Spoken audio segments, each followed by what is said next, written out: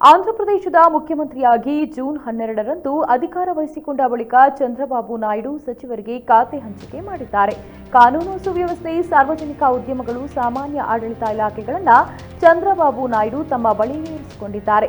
ಇನ್ನು ಜನಸೇನಾ ಪಕ್ಷದ ಅಧ್ಯಕ್ಷ ಪವನ್ ಕಲ್ಯಾಣ್ ಅವರನ್ನು ಆಂಧ್ರಪ್ರದೇಶದ ಡಿಸಿಎಂ ಮಾಡಲಾಗಿದ್ದು, ಅವರಿಗೆ ಪಂಚಾಯತ್ ರಾಜ್, ಗ್ರಾಮೀಣಾಭಿವೃದ್ಧಿ, ಗ್ರಾಮೀಣ ಜಲ ಪೂರೈಕೆ, ಪರಿಸರ, ಅರಣ್ಯ, ವಿಜ್ಞಾನ ಮತ್ತು ತಂತ್ರಜ್ಞಾನ ಇಲಾಖೆಗಳನ್ನು ನೀಡಲಾಗಿದೆ. ಇನ್ನು ಟಿಡಿಪಿ ರಾಷ್ಟ್ರೀಯ ಪ್ರಧಾನ ಕಾರ್ಯದರ್ಶಿ ನಾರಾ ಲೋಕೇಶ್ ಅವರಿಗೆ ಮಾನವ ಸಂಪನ್ಮೂಲ ಅಭಿವೃದ್ಧಿ, ಐಟಿ, ಎಲೆಕ್ಟ್ರಾನಿಕ್ಸ್ ಮತ್ತು ಕಮ್ಯುನಿಕೇಷನ್ಸ್, ರಿಯಲ್ ಟೈಮ್ ಗವರ್ನೆನ್ಸ್ ಪೋರ್ಟ್ಫೋಲಿಯೋಗಳನ್ನು ನೀಡಲಾಗಿದೆ. ಹಿರಿಯ ನಾಯಕ ಕೆ ಅಚ್ಚಂನಾಯ್ಡು ಅವರಿಗೆ ಕೃಷಿ ಮತ್ತು ಸಂಬಂಧಿತ ವಿಷಯಗಳ ಇಲಾಖೆಗಳನ್ನು ನೀಡಲಾಗಿದೆ. ಆದರೆ ನಾಯ್ಡು ಅವರ ಸಂಪುಟದಲ್ಲಿ ಕಿರಿಯ ಸಚಿವರಾದ ಮಂಗಲಪುಡಿ ಅನಿತಾ ಅವರನ್ನ ಗೃಹ ಸಚಿವರನ್ನಾಗಿ ಮಾಡಲಾಗಿದೆ.